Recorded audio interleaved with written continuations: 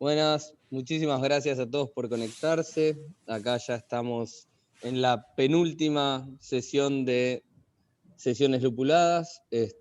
Hoy toca balance lupulado y las técnicas de lupulado, estrategias de lupulado en cervezas de bajo alcohol, que tiene su yeite diferente a otras cervezas. Vamos a ir esperando que se vayan conectando todos y mientras se van conectando vamos empezando con la introducción.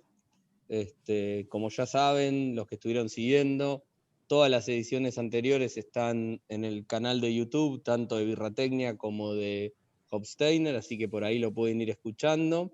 Y ahora en un ratito vamos a ir presentando a los invitados de lujo que tenemos hoy. Y bueno, sin mucho más, voy a contar un poco lo que vamos a hablar hoy. Vamos a hablar un poco del perfil de agua, del el grist, de los granos que vamos a elegir, de algunas cuestiones de las técnicas de macerado que son importantes en este tipo de cervezas, un poco de adiciones en caliente, tanto Herbor y Whirlpool, algunas cuestiones de selección de levaduras, dry hopping en estas cervezas para lograr, bueno, lo que todos queremos, que sea una IPA, pero que lograr que no tenga harsh, lograr que el amargor que proviene del dry hopping esté equilibrado, etcétera, etcétera. Y también por último hablar un poco de la carbonatación como otra herramienta más para trabajar este tipo de cervezas. Bueno, ahora Rich puede contar un poquitito de Hopsteiner. Gracias, Leandro. Bueno, yo soy Richard de Hopsteiner. Hopsteiner es el proveedor de una compañía familiar. Estamos en sexta familia y somos sus proveedores ya por 175 años, brindando lúpulos desde el campo hasta la pinta, como queremos decir. Cada vez más cortito, Rich. Cada Está vez más muy corto. bien. Bueno, igual está todo en los videos anteriores. De hecho, nos percatamos la última vez que no te habías presentado todavía. Bueno, después, Birratecnia empezó como un podcast, después terminó como una plataforma, otro montón de cosas. Birratecnia lo formamos Matías de Dos Dingos, que está ahí conectado, y yo de Placebo. Y bueno, ahí tienen nuestros Instagram y tienen el Instagram de Hopsteiner para seguir un poco lo que estamos haciendo. Y bueno, como decía al principio, esta es la penúltima sesión que queda, pero después por suerte las vamos subiendo todas a YouTube, así que las tienen como referencia. Y bueno, hoy es otro de esas sesiones en las cuales hacemos un panel, ¿no? Así como la anterior que había sido la de jugo de lúpulo. Ahora nos abocamos a las cervezas de bajo BB y en este caso tenemos también un panel de expertos espectacular formado por, bueno, Johann Schauer, que es el maestro cervecero de profesión del Instituto de Emens en Alemania, con más de 20 años de experiencia y en más de 8 plantas cerveceras, lo cual no es un número bajo para nada, y de capacidades de todos tipos de tamaños, ¿no? De 144 hectolitros hasta 3 millones de hectolitros por año, ¿no? Desde Erdinberg, Steiner, Cervecería Panamá, Heineken, Cerveza de Costa Rica, Cerveza Argentina, etcétera, etcétera. Por otro lado, tenemos a Ángela García, ingeniera en alimentos de la Universidad Autónoma de México, encargada de la innovación y proyectos especiales y control de calidad en Cervecería Primus en México.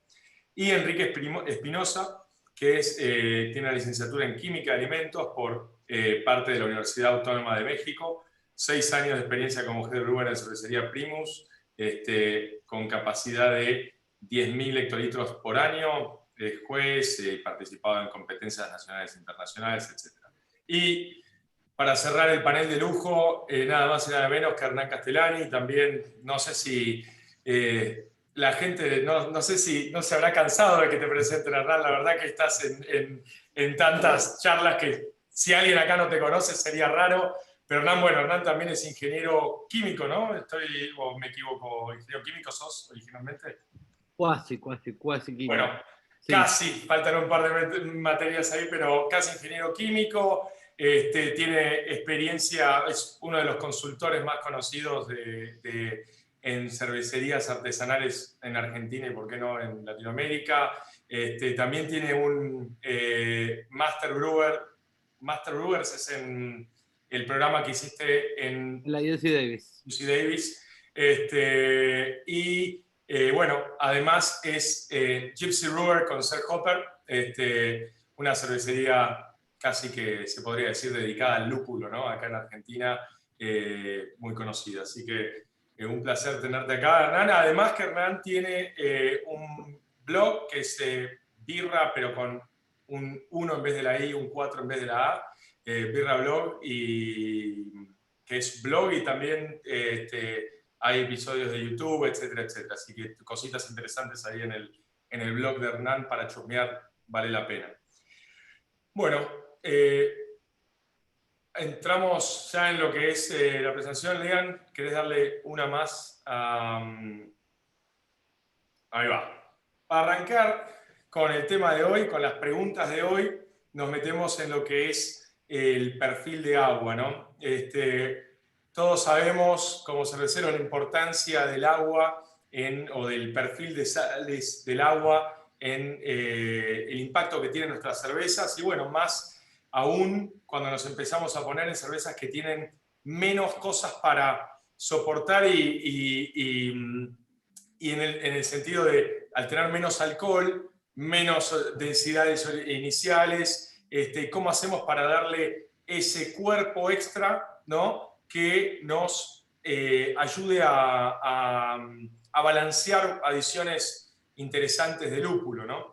Así que esto está relacionado tanto con no solo a la relación entre cloruro y sulfato, sino también a los valores o los niveles de esos mismos iones. Así que la pregunta que le hago al panel es: ¿qué enfoque le dan al perfil de agua cuando están pensando en hacer cervezas lupuladas de bajo ABV? ¿Cómo enfocan esto cada uno de ustedes? Johan, ¿querés arrancar vos? Vale, sí, claro, Mati, gracias. Obviamente cuando las cervezas tienen bajo ABV, es un matiz diferente. ¿Cómo hacer de que te quede un lupulado bueno, pero que te quede también un sabor que te acompaña, un cuerpo de la cerveza, pero sabes que tiene una gravedad original baja? Entonces, sí es un reto importante y, bueno, creo que ya también es conocido, tenemos como estas dos partes principales de adiciones de sal en el agua. Tenemos los cloruros y tenemos los sulfatos.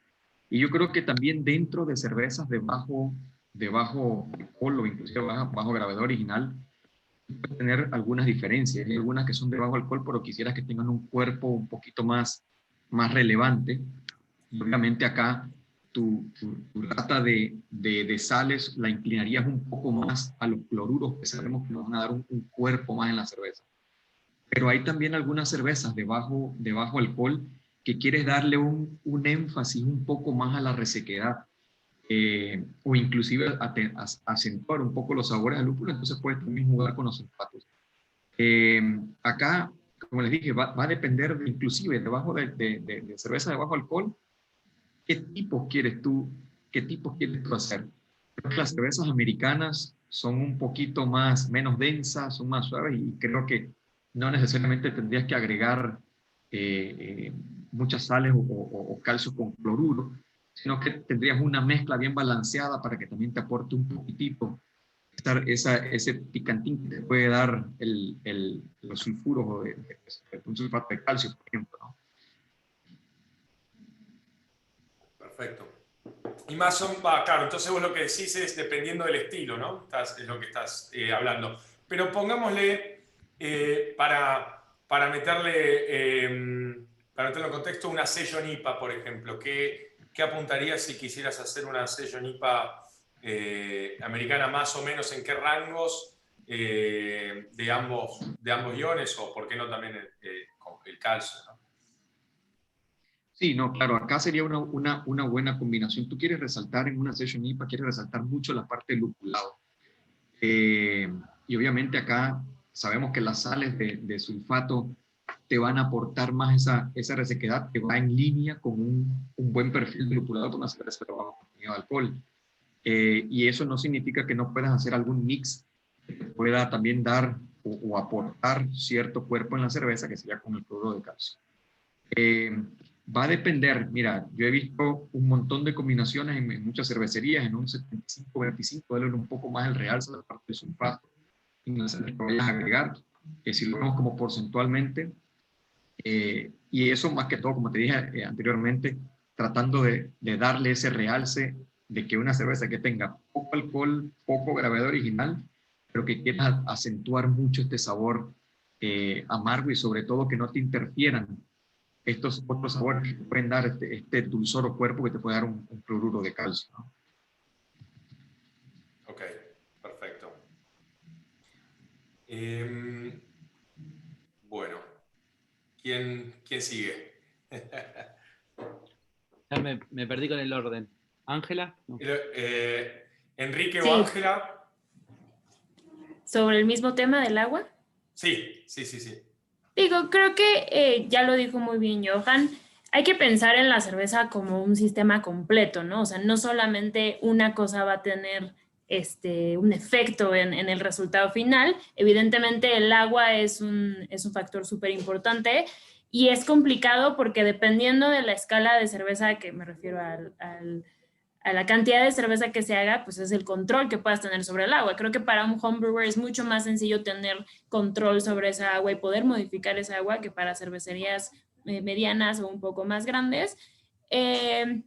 Dependerá completamente del estilo. Si pensamos en una cerveza con un amargor marcado, como sería una IPA, pues normalmente hablamos de 800 partes por millón de sulfatos y 100 partes por millón de cloruros, más o menos eso es lo que nos marcan, por ejemplo, para burtonizar el agua, ¿no? Que es lo que se especifica para una IPA inglesa, si lo quieres ver así.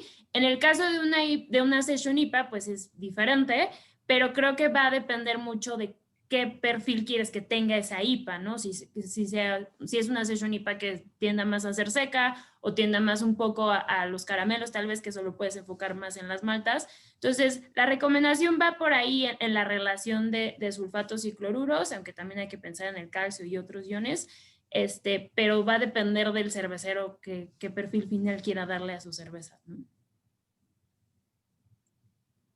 Hernán, ¿vos querés Bien. contarnos tu enfoque? No, estoy bastante en línea con todo lo que están hablando el resto de los panelistas. Estamos todos en la misma línea. Me parece que la decisión del perfil de agua que vas a usar para una cerveza lupulada ligera depende mucho del resto de las decisiones. Qué tanta 100%. complejidad de malta vas a poner. No es lo mismo que uses solamente malta base y uses Pilsen y Múnich en el grist como que uses, no sé, caramelos. Y lo mismo depende de la intensidad y de la carga del lupulado. No es lo mismo el agua para una sesión IPA si le vas a agregar 12 o 14 gramos por litro que el agua para una sesión IPA que va a tener 5 o 6 gramos por litro. Entonces, más o menos creo que estamos hablando todos de la misma línea. Como para cerrar y dar algún datito más respecto a mi opinión, siempre aclaro, yo trato de ir con aguas bastante blandas y hacer un lupulado en donde no le aporto complejidad a una sesión IPA ni de maltas ni de agua, como para que los lúpulos brillen en sabor y aroma y que vengan con un amargor asociado a esas adiciones. Pero generalmente trato de no pasarme de 100 ppm de ningún ion en general. La relación cloruro-sulfato me gusta mantenerla cerca de 1 a 1 por el hecho de que ya las adiciones que voy a aportar de Whirlpool y Dry Hopping me van a aportar un poco de amargor. Entonces, si levanto mucho de sulfato en una birra que no tengo mucha complejidad de maltas ni mucho alcohol, más todo el lupulado de sabor y aroma, puede que la desbalancee. Sé que estoy mezclando un poco todo con todo, pero voy a volver a hablar del agua. Trato de ir con una base de aguas bastante simple, en donde solamente agrego un poquito más de cloruros que de sulfatos, manteniéndome bien bajo, idealmente entre 50 y 60 ppm totales de sulfatos y entre 80 y no más de 100 ppm totales de cloruros. Perfecto. Bueno, yo, o sea, estoy la verdad que bastante de acuerdo con los tres. Realmente es difícil hablar de aguas en general cuando cada subestilo, ¿no?, que uno quiere aplicar Pues no es lo mismo una Session IPA West Coast que una Session NEIPA, ¿no? O que una Pale Ale, ¿no? Bastante lupulada, una Modern Australian Pale Ale o algo así. Cada una va a tener un nivel separado, pero también estoy totalmente de acuerdo con Hernán. Intento, cuando estoy haciendo una cerveza, una Session de cualquiera de esos estilos, no ir tan alto, no jugar con niveles tan altos de sales, ¿no? Sí, probablemente una relación bastante balanceada de o 1-1 o 1-25-1, ¿viste? O 1-0.75, jugar en esos niveles, normalmente, dependiendo cuál de esos subestilos, ¿no? Pero siempre menos de 100, menos de 75 ppm cuando estamos hablando de cervezas con bajo ABV, porque si no, siento que tienden a quedar un poco muy minerales, en mi opinión, por lo menos. Así que estamos de acuerdo. Hablar de aguas de sí solo es difícil, y me parece que lo importante para todos es saber que no es que hay una solución de aguas para el total de las cervezas de bajo nivel alcohólico. Uno tiene que pensar para cada una de las cosas que uno quiere lograr qué va a ser la combinación que mejor va a darnos, ¿no? Así que bueno, pasamos a la siguiente, Leandro. Totalmente. Bueno, ahora siguiendo con la próxima etapa de la elaboración, que obviamente el gris de granos, o sea, la receta de las maltas. Y bueno, acá básicamente en una Session IPA o una birra altamente lupulada o lupulada por lo menos, donde no tenemos un gran soporte de maltas ni de alcohol sobre el cual nos podamos caer, uno de los grandes temas es cómo balancear el amargor, ¿no? Y entonces la idea es intentar buscar también técnicas que nos permitan obtener el sabor y el aroma que queremos sin ese aporte de amargor que nos puede llegar a desequilibrar la cerveza que estamos. Entonces acá una de las cosas interesantes tiene que ver un poco con el uso de dextrinas, ¿no? Típicamente uno cuando habla de este tipo de cervezas habla mucho de la densidad final y buscar una densidad final alta y todo. Y en este sentido hay un estudio bastante interesante del año 89, donde lo que encontró Ragot, que fue quien hizo este estudio, es que eran necesarios 20 gramos litros de dextrinas para que aumente la percepción del dulzor. Y entonces, digamos, era un nivel bastante alto. De hecho, Scott en su libro después, un poco basado en esta y otros trabajos posteriores, intentó ver qué cantidad de Carapils, que es la malta que mucha gente usa, justamente una malta liviana, pero que supuestamente nos aporta más dextrinas y etcétera, para poder lograr superar esa barrera de 20 gramos litro de dextrinas, y que para que cambie la percepción del dulzor 40 gramos litro que teníamos que tener en una light lager. Obviamente esto en otro tipo de cervezas va a cambiar, pero si ya en una cerveza con tan poco cuerpo, con tan poco complejidad, con tan baja, con casi nada más en juego, necesitamos un nivel bastante alto, es de esperar que en una cerveza con otro nivel de soporte necesitemos una diferencia aún mayor probablemente para poder notarlo, y logró superar recién esta barrera de los 40 gramos litros de dextrina usando 50% de Carapils, que digamos es muchísimo más alto de lo que normalmente uno usa en un gris de maltas de Carapils, que puede ser el 2, 5, 10% típicamente, o en las recomendaciones típicas para ese tipo de maltas. Entonces, acá la pregunta era un poco, bueno, y además de esto hay otra cosa interesante a tener en cuenta, que dependiendo un poco de la malta que estemos usando, es que vamos a tener un perfil de un extracto y de un nivel de atenuación distinto, más allá de la cepa de levadura, que obviamente, como dijo Hernán, todo influye, es difícil analizar una variable por vez, pero no nos queda otra. Entonces acá un poco la idea es que nos cuenten qué tipo de maltas les gusta usar para poder intentar balancear en una cerveza de bajo alcohol un lupulado intenso. Si utilizan maltodextrina o alguna otra o algún otro, o adjuntos, o alguna otra malta buscando para lograr buscar este efecto, cuál es su experiencia, y también si han usado algún otros productos avanzados de lúpulo, pensando en decir, bueno, mi receta ya la voy a construir desde el Mamos, buscando un amargor menor para no tener que forzosamente generar una cerveza que tenga el soporte para esa alta tasa de lupulado. Quiero lograr el aroma o el sabor de otros mecanismos sin tener un aporte, la contrapartida del amargor, digamos.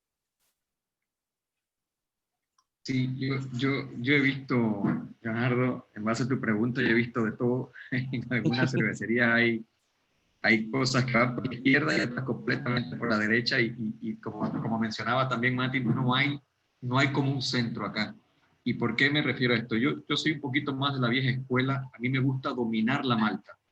¿Y a qué me refiero con dominar la malta? Todos sabemos que hoy por hoy la mayoría de las malterías hacen maltas muy solubles, entonces al cervecero le cuesta manipularla, pero yo sí creo que todavía se puede. Entonces, en este caso, para buscar este balance o que tenga un poco de cuerpo en la cerveza y luego poder entrar con la parte del lupulado, yo entraría con temperaturas que me permitan activar mayormente estas enzimas que me dejan más dextrinas en la cerveza. Sería como mi idea principal, más que hacer algún tipo de agregado. Pero sabemos que cuando son de baja densidad, las cervezas no es tan sencillo. Y también he visto, como digo, está el lado derecho, este lado muy conservador, que es el que me gusta más a mí usar. En el caso de no poderlo lograr, sí entraría con algo que quizás pueda brindarte un poquito más de sedosidad, a depender del motivo del estilo de la cerveza, o ya entrar en una parte de dextrinas, que son estas maltas que son ya un poquito más especiales, que tú mencionaste, la Carapils, por ejemplo, que sí definitivamente te va a ayudar. Esto lo he comprobado, sí va a mejorar bastante el azúcar, vamos a decir, no fermentable, pero recalco, siempre me voy en línea a tratar de que el macerado me lo brinde naturalmente. Y he visto también algunas cervecerías que agregan algún tipo de hojuelas, por ejemplo, de trigo y demás, que te pueden crear un poquito ese sabor un poco de cuerpo o dulzor, y luego entonces ya tú puedes combinarlo con los diferentes lupulados que vendrían a ser tanto en el cocedor de tu mosto, o en el Whirlpool, o por qué no en las dos versiones que le llamo yo, las dos versiones que existen de lupulado en frío, que es o bien desde que inicias a fermentar, con un tipo de lúpulo que ya vayas dándole un poquito de sabores del inicio, o con un dry hop ya al final que te dé ese último impulso que tú estás buscando de 1 o 2 días máximo, tratar de purgarlo para que te tengas un buen balance. Pero serían como mis dos versiones, o agregas algo, un Carapils, o un poco más allá de alguna avenita o alguna hojela de trigo, para crear un poco sedosidad y engañar un poquito esa parte que no tendrías con una dextrina, o simplemente agregar pues malta que ya sabemos que te van a aportar esa dextrina. Claro, vos más bien te inclinarías por el lado de jugar más bien con lo que es temperaturas de macerado y ese tipo de cosas, mucho más que con la selección del criterio de selección del gris de maltas, digamos. Así es. Y sería, y ya te digo, eso te lo va a permitir el maltero. Si tienes una malta muy soluble, a veces es muy difícil que inclusive tú con temperaturas o tiempo, reducciones de tiempo, puedas lograr tener lo que quieras. Entonces sí necesitas esa ayuda extra de una malta, por ejemplo, como la Carapils, o inclusive algo más allá, como lo que te hablaba, que hay personas que ya buscan otro matiz y le dan por lo menos un poco de sedosidad, simulando esto que no te darían las maltas, que sería una maltodextrina, que sería este dulzoncito cuerpo que queda, y es lo que busca en una cerveza de bajo alcohol. Totalmente. Y Enrique o Ángela, ¿quieren comentar un poco cómo lo encaran ustedes desde Primus? Sí, bueno, mira, nosotros aquí en la cervecería, principalmente, ahora sí, para todas nuestras cervezas, utilizamos las rampas de maceración. Entonces sí, siempre estamos jugando un poco con la temperatura dependiendo ahora sí del resultado que queramos lograr, ¿no? Obviamente también partimos de una buena base de maltas, utilizamos, no sé, si quisiéramos hacer una cerveza de bajo contenido alcohólico, pero que se resalte bastante el amargor, pues bueno, definitivamente sí utilizaríamos malta Carapils, tal vez Múnich, no sé si un poco de trigo, ahí para acentuar los sabores. Y sobre todo, si nosotros nos basamos principalmente en rampas de temperatura para poder sacar este pequeño punch que queremos al final para tener el amargor. Nosotros hemos jugado muchísimo con las temperaturas, sobre todo con las de las alfa y la beta milasa, para poder tener un perfil lupulado al final, ¿no? Pero muy pequeño. Nosotros no hacemos cervezas muy lupuladas, pero sí nos gusta tener ese toque y que esté ahí, ¿no? Entonces, principalmente jugamos con maltas y con temperaturas de maceración. Eso sí es de inicio, ¿no? Y obviamente sería como un complejo, ¿no? O sea, ¿qué es lo que quieres, de qué quieres partir y a dónde quieres llegar? Y obviamente, pues en todas las etapas del proceso, hacer ajustes y ver qué es lo que quieres realmente, ¿no? Y entonces es un conjunto de ajustes para poder llegar a lo que quieres, ¿no? Entonces, así como hablaban un poco del agua, un poco de la maceración, un poco de las maltas, y bueno, obviamente también un poco o un mucho en la parte del hervor, del lúpulo, para ver qué es lo que quieres obtener al final, ¿no? Claro, totalmente. Un poco, digamos, alineado con lo que venía diciendo Joan. Y vos, Hernán, yo sé que tenés tu amor por la maltodextrina. Bien, me alineo, estamos todos sobre la misma lógica, me parece.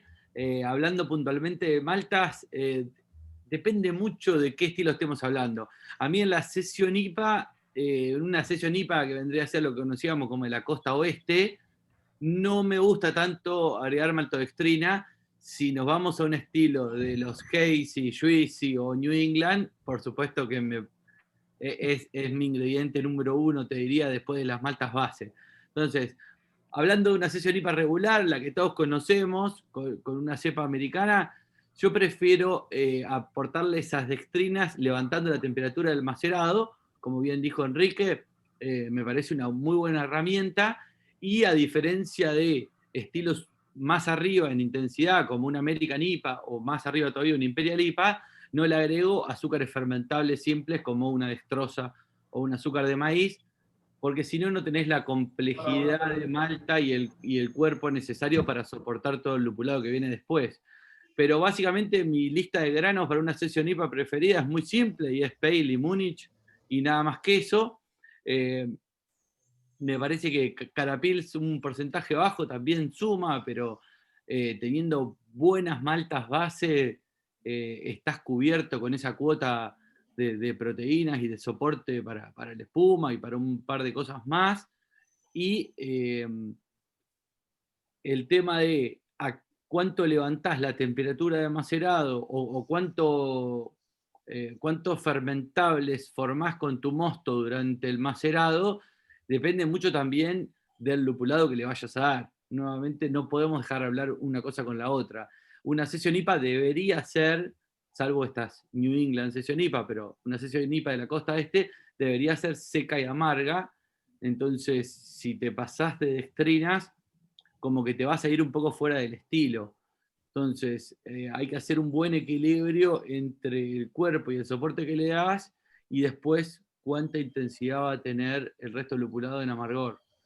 Pero en líneas generales, sí, comparto plenamente. Yo no banco mucho los caramelos, ni mucho menos ahí veo en el gráfico de COG el de malta tostada. Me parecería un pecado radical porque va a ir en contra del perfil lupulado y va a salir a competirnos y a molestar mucho.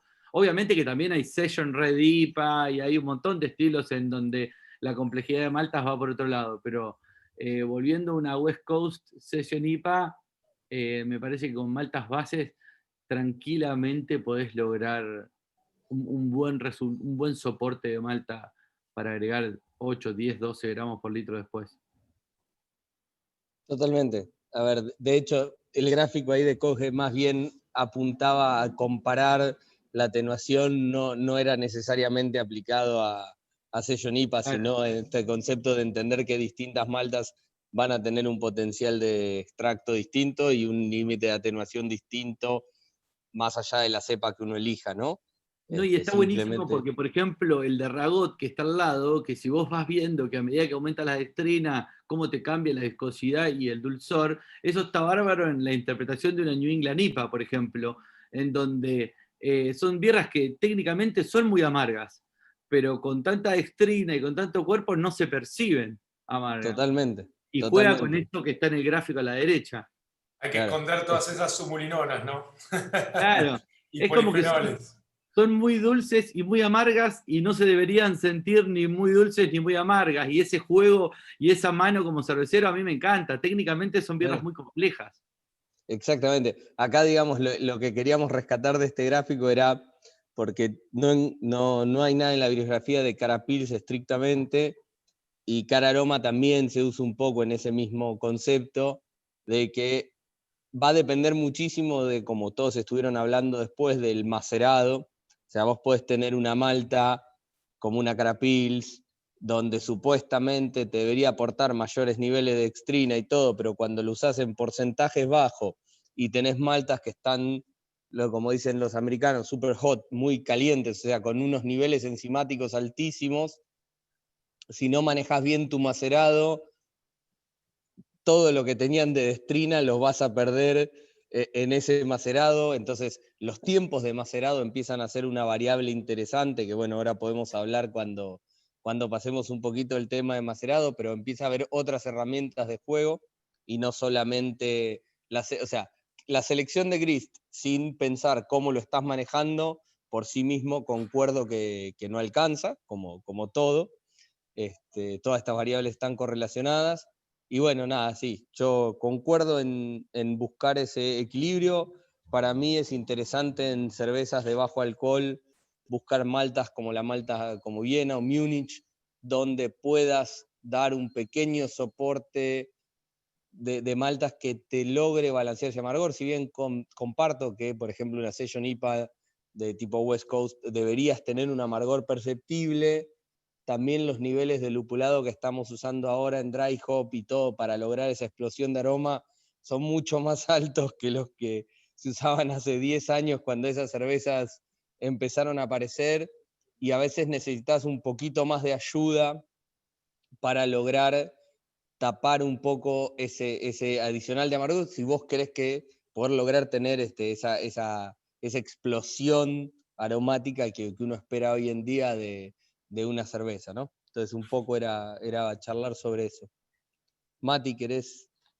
No, estoy en línea con lo que fueron diciendo. Y bueno, nos metemos en macerado, que básicamente ya la mitad lo hablamos, así que vamos a hacer un poco rápida a esta. El tema es que hay algo que va más allá de lo que hablamos de la temperatura, ¿no?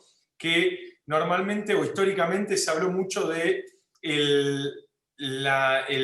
¿cómo decirlo? La relación de empaste tenía también un impacto sobre la fermentabilidad del mosto. Es decir, cuando hablo, por las dudas para el que no sabe, cuando hablo de relación de empaste hablo de cuántos litros de agua por cada kilo de malta que metemos en el macerado. Y antes, o sea, lo que era común decir es que se bajaba la fermentabilidad al tener una relación más espesa, digamos, ¿no? El tema es que esto tal vez era real hace un tiempo, pero hay pocos trabajos, no es que hay muchos trabajos académicos hechos al respecto, pero el trabajo de Narcís y Briggs dicen o concluyen algo que después Troester confirmó, que es que con las maltas modernas, con las modificaciones modernas, eso no necesariamente hoy se da como se daba antes, es decir, que no afecta tanto a la fermentabilidad del mosto la relación esa de empaste. Pero sí confirma Troester que la temperatura, el pH y los tiempos de macerado son cosas que sí afectan. Es decir que, no sé, esos son factores con los que podemos jugar, ¿no? Temperatura, pH y tiempos.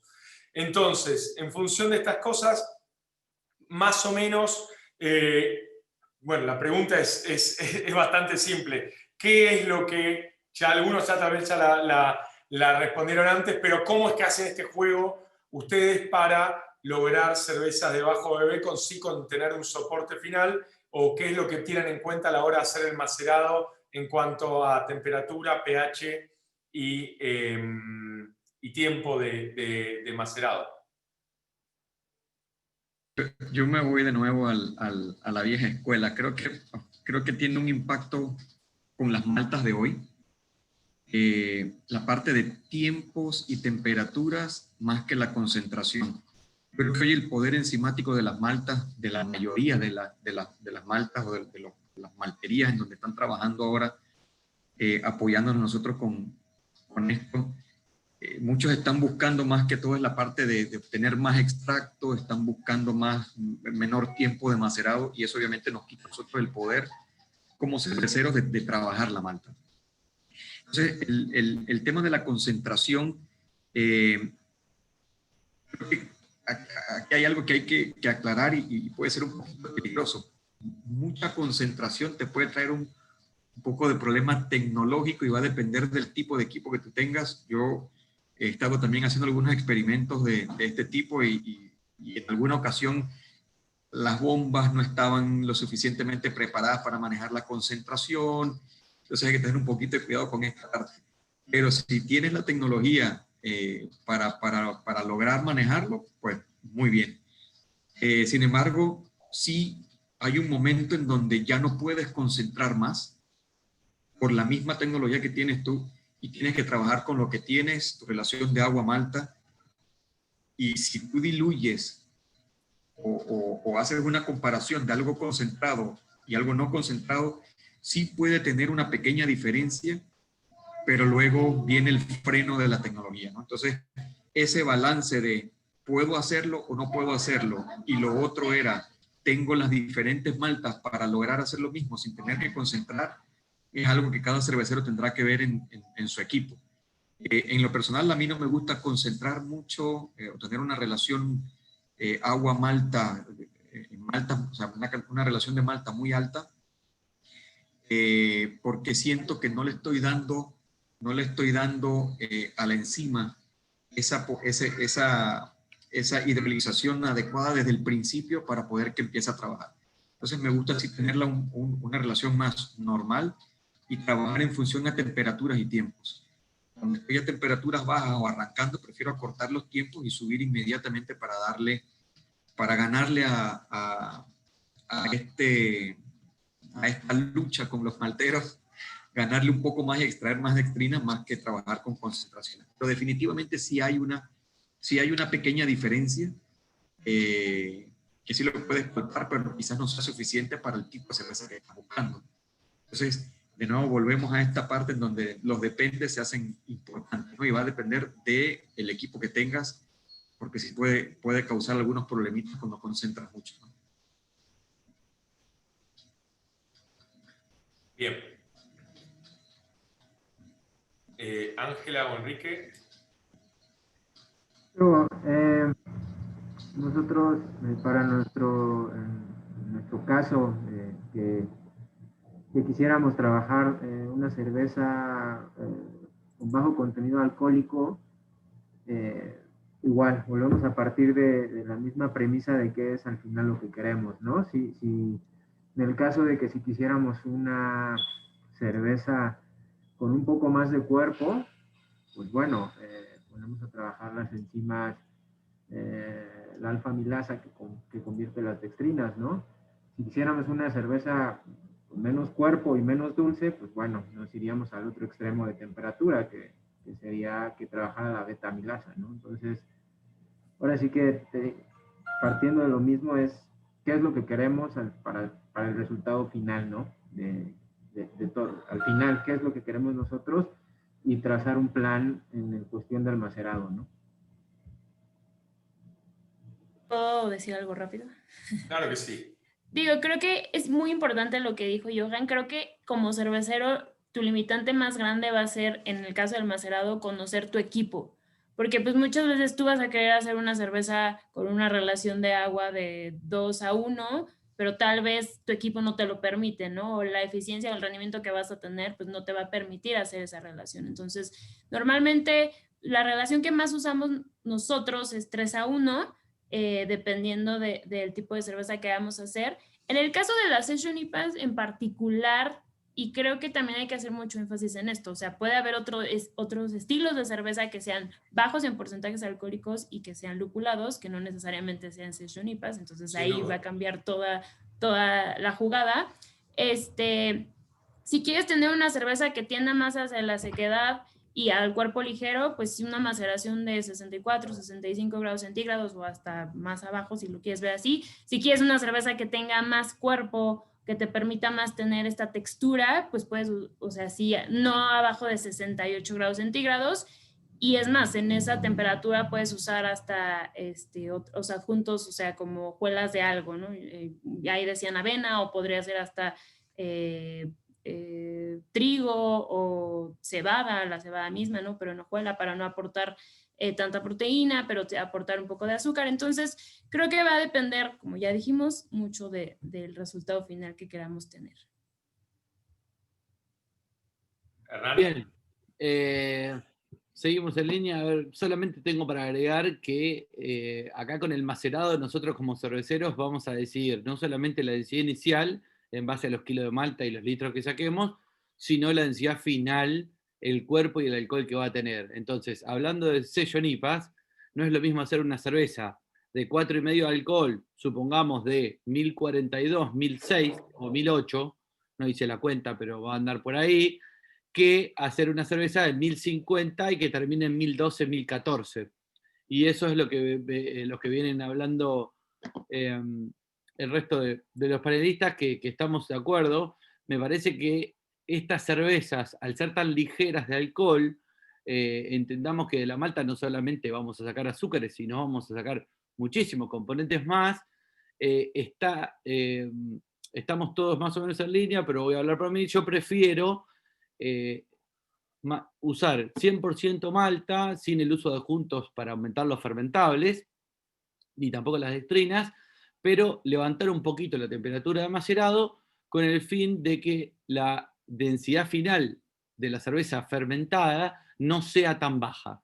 ¿Por qué? Porque si tengo un mosto muy liviano y tengo poca complejidad de maltas y encima lo voy a lupular fuerte, puede que desbalancee en cuanto a un amargor o una carga de lupulado que no la pueda sostener con el resto de los perfiles. Entonces, una buena manera de balancearlo es levantando la temperatura del macerado y por consecuencia teniendo una densidad final de la cerveza terminada más alta. Estamos totalmente de acuerdo. Hernán, yo también prefiero lo mismo que vos.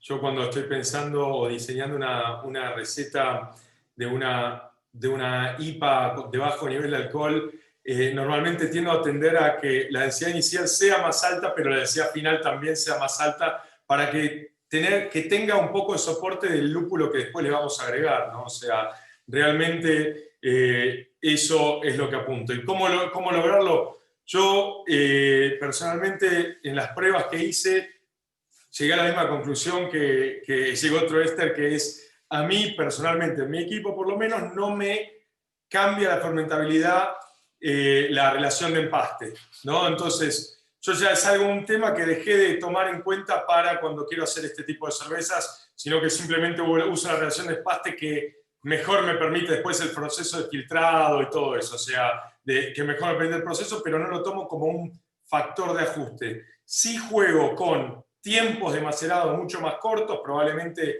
de media hora, es decir que a veces busco hasta que solamente haya conversión total o solubilidad total de almidones, haciendo la prueba de yodo y que me dé, que no me dé que hayan almidones en suspensión, digamos. Entonces de esa manera ya poder decir, bueno, listo, terminó. y jugar haciéndole un mash out. O sea, tengo en mi equipo también, eso va a depender del equipo que tiene cada uno. Yo como tengo encamisado con vapor el macerador y separado del lauter, yo cuando llego al tiempo que quiero de macerado, específicamente en cervezas que quiero que queden con densidad final alta, además de hacerle tal vez un macerado a 70 grados, 69, 70 grados, tal vez después le hago, y apenas llegó el momento que quiero, pasó el tiempo que quiero, le subo automáticamente la temperatura a 75, 78, para ya matar cualquier tipo de actividad enzimática y que durante todo el tiempo del lautering no siga habiendo más conversión. Entonces, de esa manera, lograr sí una densidad final más alta. Así que ese es también el enfoque, bastante en línea con lo que decía Hernán y el resto, ¿no? Pero por supuesto que va a depender de qué tipo, ¿no? de estas cervezas que queremos hacer. Bueno, pasamos a la próxima. Sí, bueno, esto es un tema que venimos hablando un poco recurrente ya, digámoslo, en lo que respecta a isomerización en el Whirlpool. Ya hemos charlado bastante de que más allá de que bajemos un poco la temperatura del Whirlpool, vamos a seguir teniendo isomerización, vamos a seguir teniendo el aporte de amargor que vienen de los isoalfácidos, esto sin hablar de humulinonas ni nada por el estilo, sino simplemente de los isoalfácidos. Y entonces, en este tipo de cervezas, donde estamos buscando esa adición de Whirlpool para lograr sobre todo sabor y un poco de aroma, es importante intentar limitar este fenómeno. En algunos lugares de Latinoamérica que les hierve más bajo la temperatura, tienen una ventaja, yo creo, en este sentido, porque logran tener niveles de isomerizaciones menores, incluso a temperaturas de hervor. Pero bueno, la pregunta acá tiene que ver con eso, tiene que ver con qué tipo de adiciones hacen durante el hervor en este tipo de cervezas, o si directamente las descartan, esperando directamente al aporte de amargor proveniente únicamente de las últimas etapas. En IPAs también tuvimos toda una discusión con respecto a esto, a la decisión de agregar o no amargor al inicio. Y después, si hacen alguna técnica de bajar temperatura, enfriar o como fuere, agregando agua fría o bajado de temperatura del Whirlpool para lograr niveles de isomerización un poco más bajos, para justamente lograr esto, ¿no? El aporte de aroma y sabor sin esa contrapartida de amargor que vamos a tener necesariamente del uso del lúpulo. Yo lo veo, Leonardo, de esta forma. Yo creo que siempre tú vas a requerir, para cualquier tipo de cerveza, tú siempre vas a requerir cierto amargo. Yo soy de los que considero que una pequeña parte se agrega al principio, creo que te ayuda mucho también para empezar a hervir, que no se te forme tanta espuma y demás, creo que te ayuda un poquito, y también como para darle ese amargo base a la cerveza. Luego puedes empezar a jugar con, bueno, todas las técnicas que comentaste hace un momento atrás, en donde hay lupulados tardíos desde el hervor, cuando quieres darle algunas notas que quizás te aporten un poco de amargo, pero que te quede todavía esa parte que estás buscando del lúpulo que quieras agregar.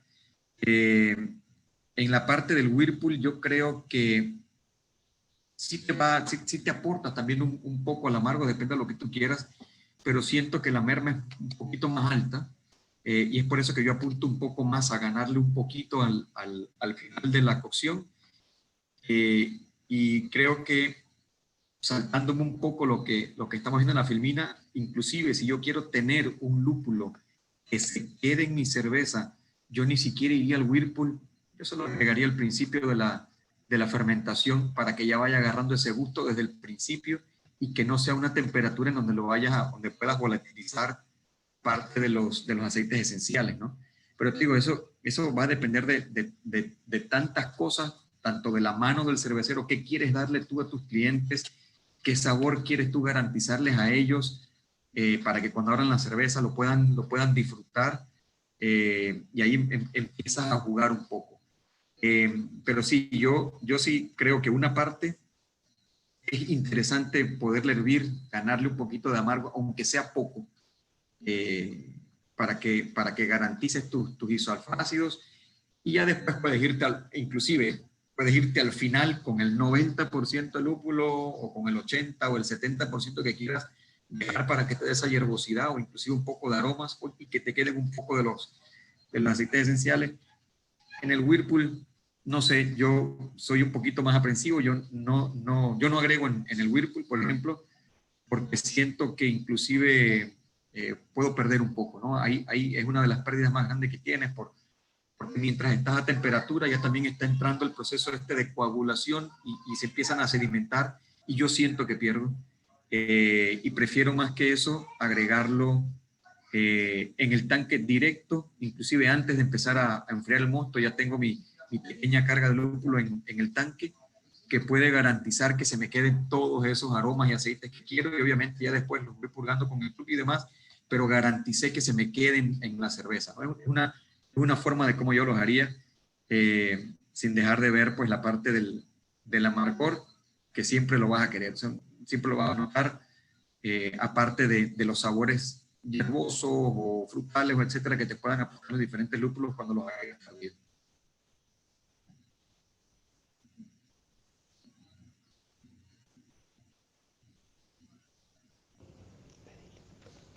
Buenísimo. ¿Y vos, Ángela o Enrique? ¿Lo ven similar a Joan? ¿Tienen otra opinión? Pues bueno, para nuestro caso, definitivamente cualquiera de las técnicas utilizadas, nosotros hemos utilizado el hop stand, también depende un poco del tiempo de contacto que esté ahí. Nosotros no utilizamos un tiempo mayor después de terminar el hervor, 15-20 minutos, y luego realizar el Whirlpool. Esa sería la manera en que nosotros lo hemos llegado a hacer. Aquí nada más en adiciones de lúpulo, yo sí, dependiendo tiempos y todo eso, digo, cada quien lo hace como mejor piensa que le puede quedar o como es la receta, ¿no?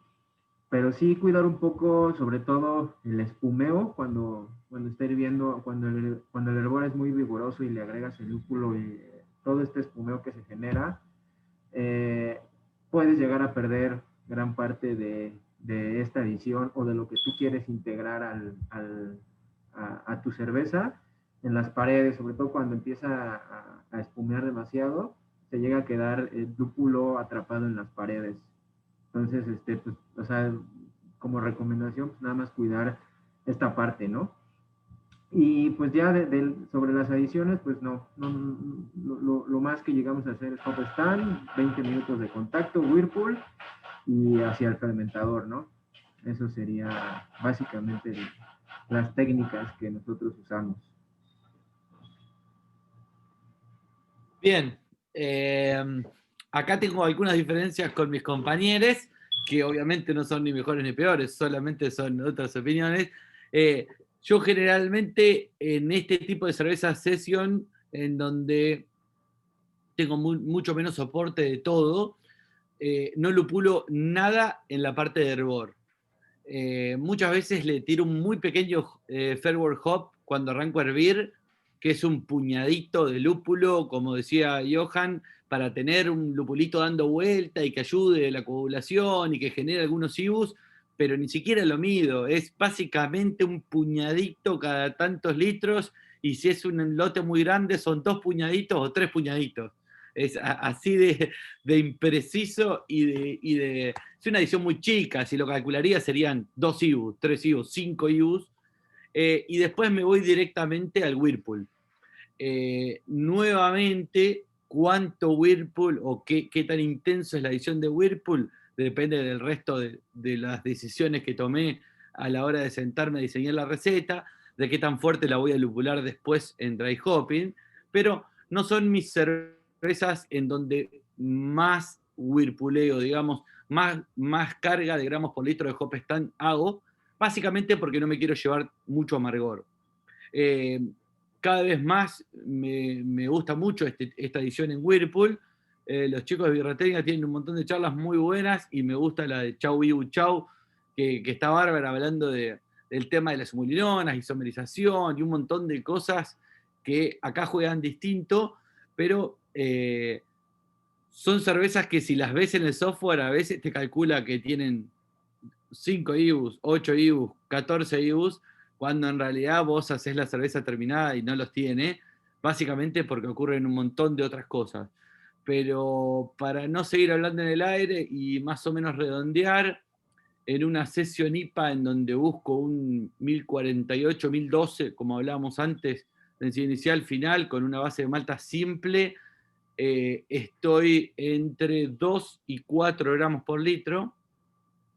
Ese rango lo elijo de acuerdo a cuánto voy a deshopear después, con un hop stand a 85, es mi temperatura predicta por un montón de cosas. Scott Janis habla mucho de eso, los chicos pueden hablar mucho mejor que yo de la explicación química al respecto, pero hay una máxima solubilidad de los aceites esenciales que más agradables son, por lo menos de la gran mayoría de los lúpulos que usamos, y a 85 grados te llevas mucho flavor sin, no es sin, con la menor carga de amargor posible para esa adición, que está muy lejos de ser nula. Y para cerrar, los tiempos de contacto y los tiempos de contacto y las permanencias dependen mucho de qué tan intensa sea, pero generalmente para este tipo de cervezas y con un Whirlpool de 2 gramos por litro no llevo a tanto, pero de 4 gramos por litro lo dejo al menos 45 minutos de reposo en el hervidor, sabiendo que voy a isomerizar, sabiendo que voy a aportar amargor, pero es una forma de contrarrestar lo que decía Johan, que tenés poca eficiencia en esa transferencia y gran parte del lúpulo que aportás lo perdés. Bueno, ¿cómo contrarrestás esa ineficiencia? Y bueno, haciendo un Whirlpool bastante vigoroso, pulverizando el lúpulo y teniendo en pequeñas partículas en suspensión en todo el mosto hirviendo no, perdón, el mosto sin hervir a 85 grados, como dije antes. Yo Whirlpool con bomba de manera centrífuga durante 10 o 15 o 20 minutos, de manera de aumentar esa transferencia que es verdad que es bastante ineficiente, y después una espera de 20, 30 o 40 minutos más para que todo eso caiga y obviamente para que siga transfiriendo un poquito más. Está bien, está buenísimo. Bueno, ¿Puedo acá... agregar algo? Sí, por supuesto. Creo que es importante y algo que no hemos comentado es todo va a depender de la variedad de lúpulo que estés utilizando también. O sea, no todas las variedades funcionan o aportan lo mismo en las etapas, ¿no? Entonces, yo, por ejemplo, a mí no me gusta el dry hop de un Cascade o de un Centennial porque siento que te aporta como toda esta parte resinosa y harsh que no me gusta, pero sí lo haría en una adición de amargor de 60 minutos, por ejemplo, ¿no? O sea, como buscando este amargor contundente y balanceado, y que balancee la parte dulce de las maltas que hayamos decidido utilizar. Entonces, por ejemplo, un Citra, un Mosaic and Dry Hop me gusta mucho, pero no lo agregaría en Whirlpool. Entonces, como pensar también qué perfil aromático y de sabor quieres que tenga esa cerveza, para de eso seleccionar una variedad de lúpulo, y creo que eso te va a ayudar mucho a saber qué método puedes utilizar para adicionarlo, ¿no? Claro, sí, totalmente. O sea, estamos, digamos, las preguntas quizás iban más apuntado a técnicas, después los perfiles aromáticos y de sabor y todo eso que cada uno vaya buscando, por supuesto, van a depender. Concuerdo plenamente que utilizar lúpulos muy, muy resinosos en una cerveza de bajo ABV quizás no es la mejor opción, donde cuando vos estás buscando que tenga un perfil quizás más moderno, más frutal, y sacarlo un poco del herbal, porque ahí va a ser mucho más fácil que se te vaya un poco la mano. Volviendo un poco a lo que decía Hernán, yo no soy en lo personal muy partidario del descenso de temperatura en el Whirlpool demasiado. Creo que a veces termina trayendo algunos problemas en la formación de la torta y eso. Sí concuerdo que no hay que hacerlo a temperatura de hervor, o sea, está bueno bajar unos grados. Yo me inclino a bajarlo un poco menos y a cortar los tiempos. O sea, un poco lo mismo que lo que habló Matías con el macerado. Para mí una variable que está como un poco no tenida en cuenta a la hora de un montón de cosas de elaboración es el manejo del tiempo y no tanto el manejo de lo que es temperaturas. Hablamos mucho de temperaturas en macerado, hablamos mucho de temperaturas de Whirlpool, hablamos, bueno, en fermentación es crítico, pero yo creo que otra variable para jugar muchas veces es el tiempo en lugar de la temperatura. Yo prefiero lograr una volatilización rápida de ciertas cosas que quiero que se vayan, sobre todo en un Whirlpool donde estoy buscando generar una cerveza tropical, frutal, etc. Prefiero que el mirceno y un montón de compuestos que se volatilizan rápido, perderlos rápido y después pasar a enfriar bastante rápido, porque las tasas de transferencia, las velocidades de transferencia, creo que se pueden jugar a favor, pero de nuevo, esas son cuestiones de estilos de cada uno. A mí me gusta más jugar con eso que con temperaturas en los procesos, pero bueno, es como todo, cada uno tiene un poco su libro, su escuela, y esto es lo enriquecedor de ir viendo que no hay para todo una solución óptima, ¿no? Si no, sería todo muy fácil si fuera a decir, y hace esto, esto y esto, y se acabó y todos podemos hacer la mejor cerveza. Justamente ahí está la mano. Claro, justamente sería muy aburrido. Sería muy aburrido, tal cual. Lo lindo es que hay que probar y jugar y ver, y lo que además cada uno va así como tenemos una diferencia en percepción organoléptica, la vamos a tener en técnica. Cada equipo es un mundo, digamos, si bien yo te puedo dar la receta de las mejores birras del mundo y que la repliques en tu equipo igual, más allá de tus capacidades, hay un límite a lo que uno puede hacer, porque hay un montón de factores que no tenemos en cuenta y que vienen dados de limitaciones y cuestiones que vienen dadas por el propio equipo. Entonces, desde ese lado, bueno, nada, yo me inclino más al juego del tiempo que de las temperaturas. Sí concuerdo que la selección de lúpulos obviamente es crítico a la hora de elegir, sobre todo en esta cerveza de bajo alcohol.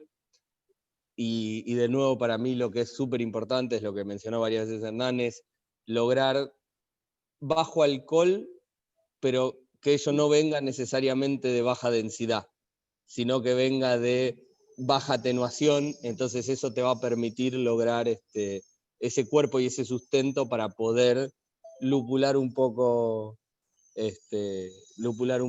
fuerte, quizás para este estilo de cerveza, en lo que si uno miraría tradicionalmente los BUGU que hablaba Ray Daniels en su momento, estaríamos yéndonos fuera de escuela. Pero quedó un tanto obsoleto. ¿Cuántos gramos por litro totales tenían esa cerveza? Totalmente, por eso. Ya no hablamos más de esas relaciones, ¿no? Hace 5 años, 1 libra por barril o 4 gramos por litro era un dry hopping bastante intenso. Y hoy estamos hablando que es un dry hopping chiquito, como para arrancar. Sí. Totalmente. Sí. Hemos cambiado. Rich ahí sonríe porque... El BUGU era cuando uno arrancó a hacer cerveza, era algo de lo que no, tenés que mirar el BUGU, y hoy ya de por sí el BU ya no lo podés calcular porque realmente no hay una manera de saber realmente cuánto amargor tiene, ¿no? Porque no depende de lo isomerizado, depende de un montón de otras cosas como hablamos 1000 veces. Así que relacionar algo que no es realmente cierto con la gravedad, con la densidad inicial, ¿cuánto nos puede llegar a afectar o qué dato real nos puede llegar a dar que nos ayude, ¿no? Hoy muy poco. Totalmente. Bueno, ya estamos llegando, ya nos estamos pasando el tiempo, así que vamos a ir rápido con esto. Básicamente, no por eso necesariamente significa que sea menos importante, ¿no? Pero tema de levaduras, básicamente hay muchos factores que hacen que baje la fermentabilidad de una levadura. Ni hablar que cada levadura o cada cepa distinta va a tener de por sí una atenuación diferente, ¿no? Pero la tasa de inoculación, los nutrientes, el oxígeno, la temperatura, todos esos factores van a hacer que las levaduras atenúen distinto. Ahora, eso tiene un poco una contra, que si no están muy contentas y las fermentaciones son saludables, y bueno, podemos llegar a tener sabores no deseados en la cerveza.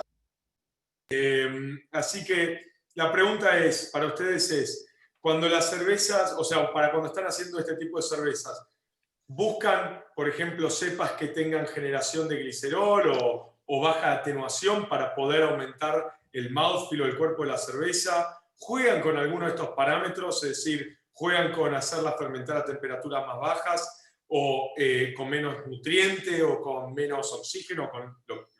Oxígeno es un nutriente al final. Si llegan a hacer eso, ¿cómo juegan o cómo hacen para intentar que no tenga los efectos secundarios no deseados? Aquí de nuevo la vieja escuela. Yo creo que nosotros hacemos el mosto, la levadura hace el resto del trabajo. Yo prefiero tener una levadura feliz, feliz, que tenga todo lo necesario para ella poder desarrollarse y que pueda atenuar tal cual lo podemos verificar en una muestra patrón que hacemos fuera de la fermentación. Yo prefiero que atenúe y que yo en el mosto haga lo necesario para que obtenga el resultado final que estamos hablando acá, que es una cerveza con cuerpo, que sabemos que sea de bajo alcohol, pero que sí mantenga un poco de esencia de que te dé el perfil que estás buscando. Pero hacer que la levadura no te llegue a una atenuación, a mí me parece un poco arriesgado, porque puede ser que se quede inclusive más arriba de lo que tú estás esperando, no a la atenuación completa, sino que se quede, no en lo que tú esperas, sino más arriba. Y eso para mí es un poco peligroso, porque la levadura, como te digo, es un ser vivo y al final ya puede decidir en este momento, ya, bueno, hasta aquí llegué, se va al fondo y te puede quedar una cerveza con un sabor a mosto todavía, y ya creo que ese sería fuera del perfil que uno está buscando. En ese sentido, yo prefiero que la levadura tenga todo lo esencial, una buena cantidad de oxígeno, 9-11 miligramos por litro, que sea un mosto que pese a que tenga poca fermentabilidad, pues que todavía tenga sus aminoácidos los necesarios, 150 a 200 miligramos por litro, para que la levadura también pueda hacer su trabajo sin que te forme ésteres en exceso, dependiendo del estilo de cerveza, pero sí darle la oportunidad de que ella haga hasta el final lo que tiene que hacer. Nosotros el mosto lo tenemos que tratar o hacer de la siguiente forma, de que si queremos que quede todavía con este dulzor, con este cuerpo, pues así mismo lo tratamos de lo que ya habíamos hablado antes, con temperatura o utilizando algún tipo de masa especial. Pero yo siempre quería una levadura muy feliz haciendo el trabajo completo. O sea, llegar a la atenuación que le corresponde, y nosotros decimos cuál es la atenuación hasta que queremos que la levadura llegue. Bien. Ángela o Enrique, Sí, ¿cuál es el enfoque de ustedes? pues aquí concuerdo totalmente con Johan. No hay muchos temas, o sea, con nosotros la levadura tiene que estar con sus nutrientes a la temperatura de trabajo. Si acaso estar jugando con las temperaturas, pues no, sobre todo por un tema de repetitividad del proceso, ¿no? Si quieres que te vuelva a salir lo mismo, la levadura es una de las cosas a la que menos hay que moverle, ¿no? Entonces, como dice él, pues tener una levadura feliz, nutrientes, temperaturas, y acaso pues, por ahí el descanso de diacetil para que no genere este compuesto, pero pues nada más, ¿no? O sea, aquí sí, con la levadura sí nosotros en nuestro proceso casi es lo más controlado y en el que casi no le movemos casi nada. Bien. Hernán. Bien. Me es imposible resumir de manera cortita esto, pero bueno, sí, básicamente una fermentación sana, hablamos de densidades finales altas, y eso no se hace mandando la birra frío en el momento que está cerca de lo que quiero, sino dándole la complejidad del mosto para que cumpla su ciclo de manera óptima y que termine donde quiere terminar porque no le queda otra, no porque yo la mandé a frío o le corté el proceso a mitad de camino. Entonces, una fermentación saludable con un buen inóculo.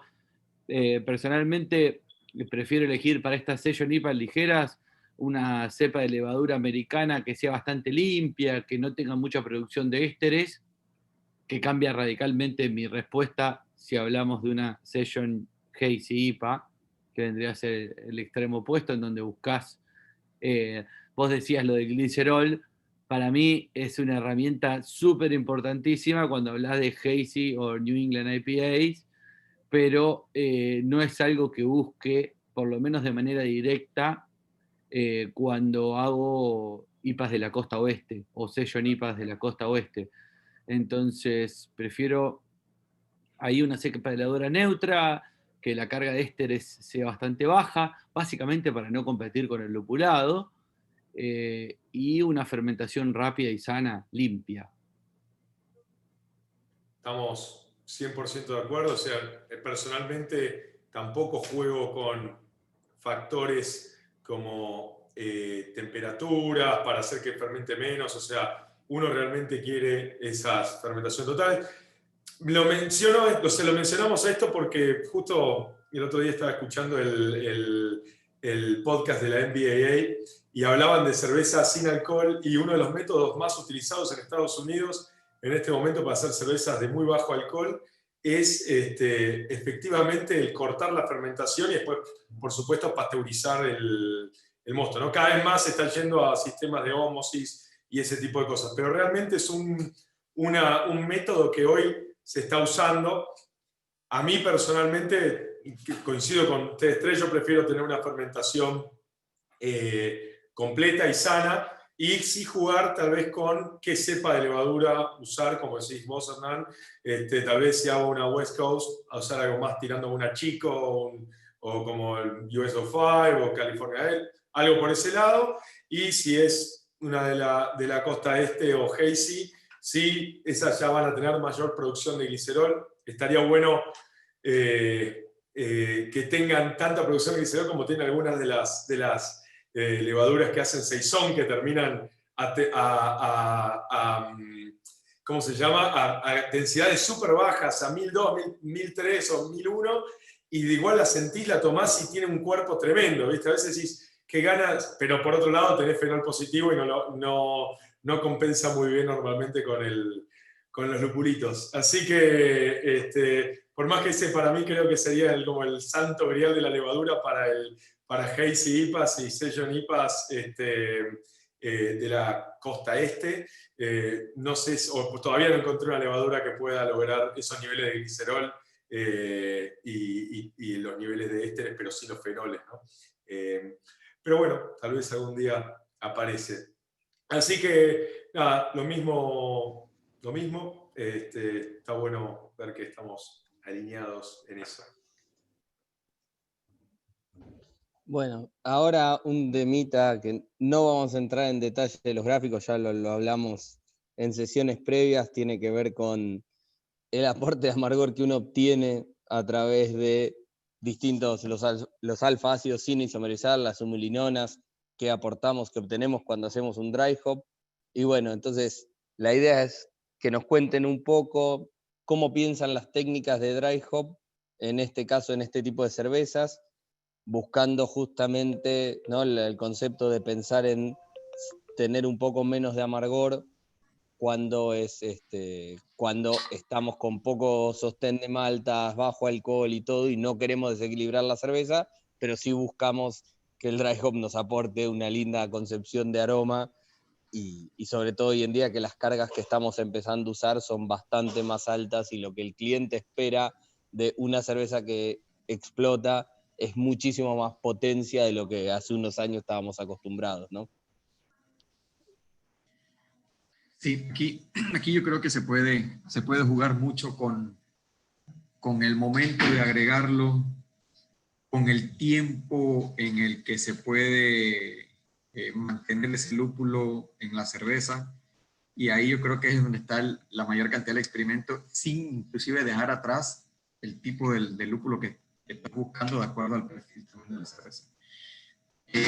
Yo soy más de un lupulado en frío corto, lo agrego al final, que me aporte lo que necesito e ir purgando inmediatamente para que no me quede la hierbosidad o este sabor a vegetal. Creo que le gano mucho en el sabor a un lupulado en frío de esta manera. Y como le digo, dependiendo del tipo de cerveza y también el potencial amargo que le dar, obviamente al dejarle menos tiempo, pues no quedaría en la cerveza proporcionando un poco más de alfa-ácidos que también van a aportar amargo. Pero para mí yo creo que la clave está en corto tiempo, un lúpulo que te aporte muchos de estos aceites que buscamos que son ricos en aroma e irlos sacando inmediatamente después, porque ya después lo que te puede proporcionar en amargo ya no va a dar más. O sea, ya llega un momento en donde sí te va a dar cierto amargo, ya no te va a dar más, pero sí te va a quedar ese sabor a vegetal. Y obviamente, como hablábamos antes, todo va a estar en un balance. Un macerado para que te quede todavía con un cuerpo, siendo una cerveza de bajo alcohol.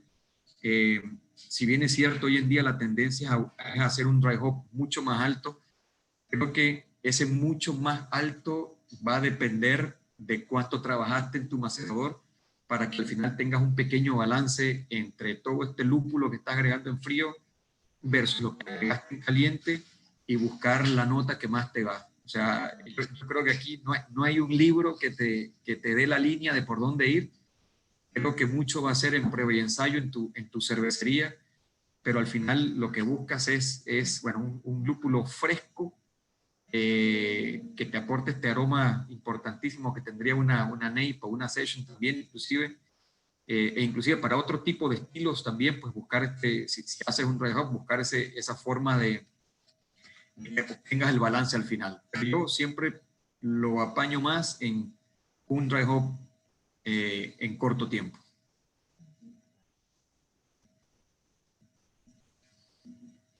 Nosotros en cervezas de línea no hacemos dry hop, o sea, cervezas de línea me refiero a las cervezas que hacemos todo el tiempo, entonces no es una técnica que usemos comúnmente, pero sí hemos experimentado con algunas cervezas que no son de línea, sino de temporada o cervezas experimentales.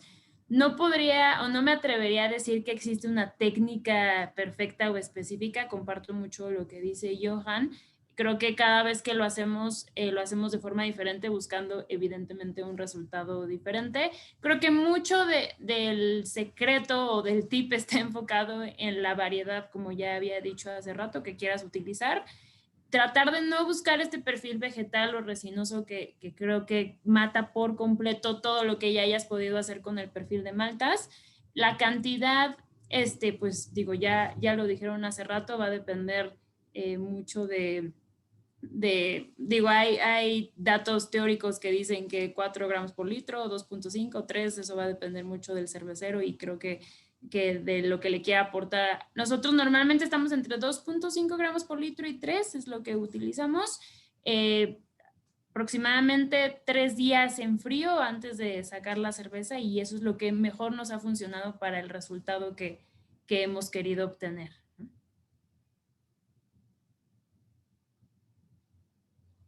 Bien, sí, estamos todos en línea. A ver, últimamente vengo jugando con algo de cuánto amargor me aporta el mismo blend de lúpulos de acuerdo a la adición, porque lo que vengo viendo también, del cual no puedo decir mucho más que noto que mis cervezas logro cervezas más amargas o menos amargas con la misma combinación de lúpulos de acuerdo al tipo de dry hopping que uso.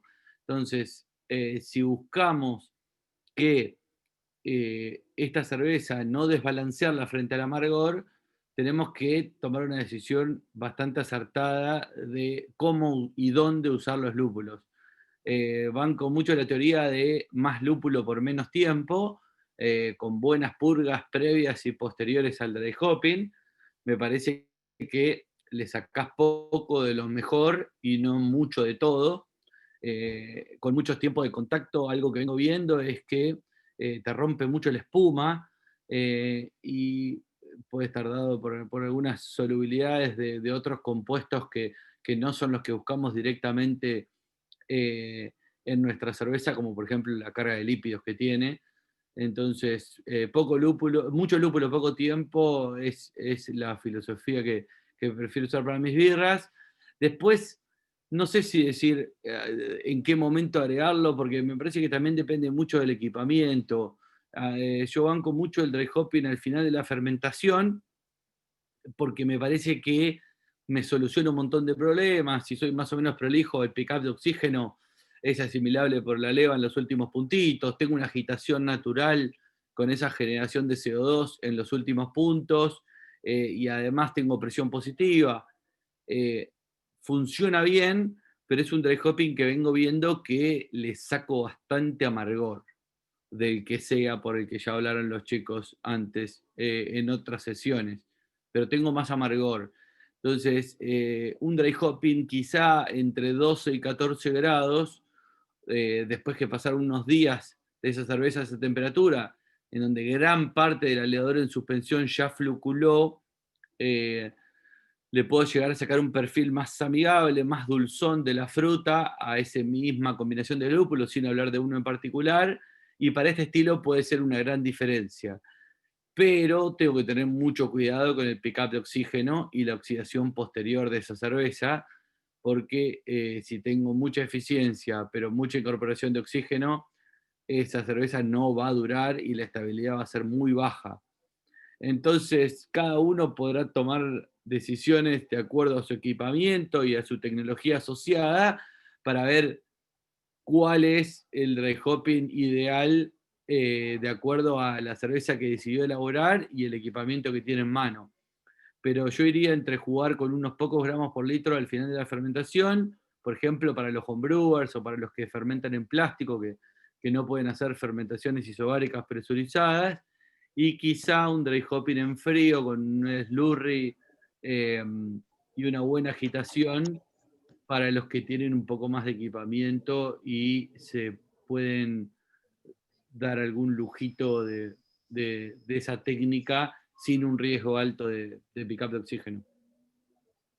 Claro, totalmente. La verdad que estoy bastante de acuerdo, o sea, concuerdo con reducir los tiempos de contacto y concuerdo que a veces quizás no es el uso más eficiente de los recursos, pero a veces por querer sacarle ese último puntito de aceitito que queremos del lúpulo, lo que nos traemos a colación en polifenoles, en humulinonas, en alfa-ácidos, no es lo que queremos. Entonces concuerdo plenamente con eso. Creo que en este estilo de cervezas, donde tenemos una baja carga de un bajo soporte de maltas, creo que está bueno hacer los lupulados al final de la fermentación, es decir, ya cuando uno hizo un poco de cold crash, donde podés buscar, o sea, en caliente un poquitito, pero no tan caliente para tener menor solubilidad de ciertos compuestos, sobre todo los compuestos de polifenoles y todo eso, que es lo que más nos van a desbalancear este estilo de cervezas. Pero bueno, obviamente que para eso hay que tener un hop doser para poder hacerlo bien, porque al final la realidad es que hacer mal un dry hop incorporando oxígeno es 100 veces peor, a mi entender por lo menos, que hacerlo en el momento menos adecuado. O sea, si no tenemos las herramientas para poder manejar eso, es completamente previsible hacerlo todavía durante fermentación activa hacia el final y por ahí rescindir un poco ciertas cosas, pero no incorporar oxígeno porque eso es letal y se supernota, más en este tipo de cervezas donde no tenemos otra cosa, entonces vamos a tener esos aromas a lúpulo oxidado que realmente no es tan bueno, sino no es lo que estamos buscando y es peor, digamos. A veces, a mí me pasa a veces catando cervezas que te traen una muestra, una cerveza que está bastante golpeada, pobrecita, y te dice, no, usamos 8 gramos por litro de Citra, y vos decís, bueno, me hubiera dado lo mismo que use Citra, Mosaic, o que hubieras usado el lúpulo más barato que encontrabas, porque la incorporación de oxígeno que tuviste en el proceso hacía que cualquier perfil que podía llegar a aportar ese lúpulo estuviera totalmente menospreciado. Entonces, pero bueno, la idea era cerrar un poco ya con este tema de dry hopping, que es la última etapa en la elaboración, o de las últimas. ¿Puedo agrego Sí. una cosita más, Lean, antes de cerrar? No te dejo. Básicamente a lo que dijo Hernán, que estoy muy de acuerdo, y vos también, realmente dos cositas. Una es, en este tipo de cervezas, más todavía, yo no soy muy fanático de hacer adiciones normalmente en fermentación activa. Cuando digo fermentación activa, digo en fermentaciones tempranas, en los primeros días de la fermentación, y digamos con high Krausen, lo que se dice con Krausen alto.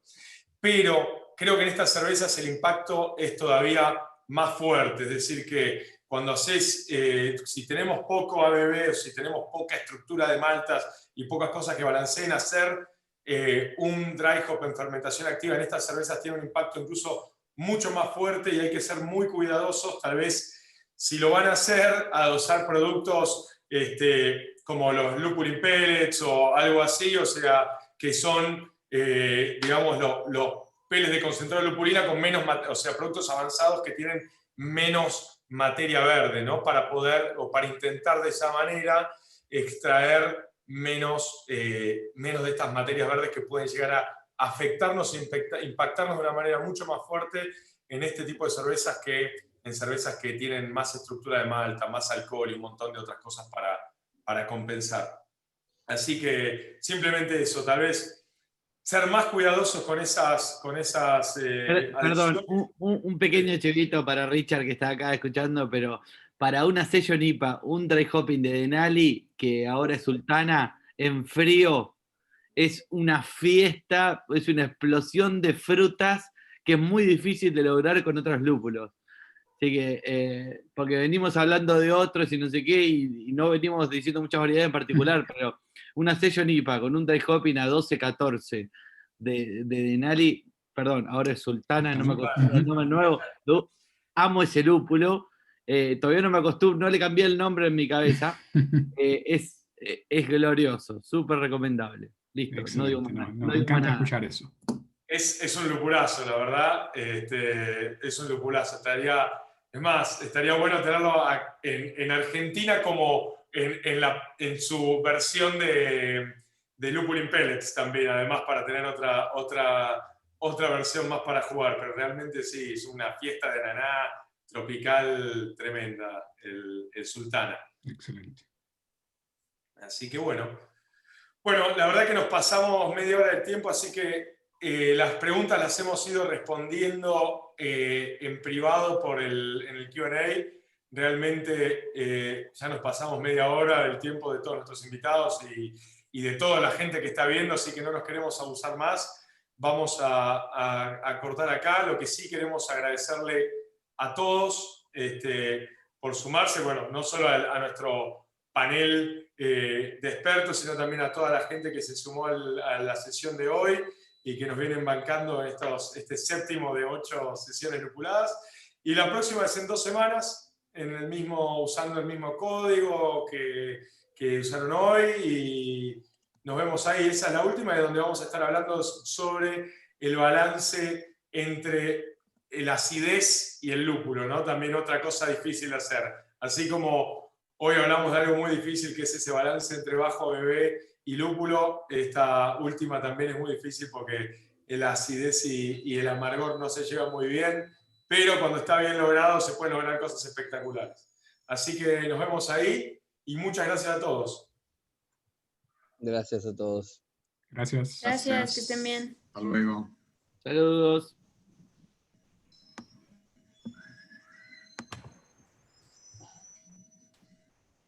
Gracias.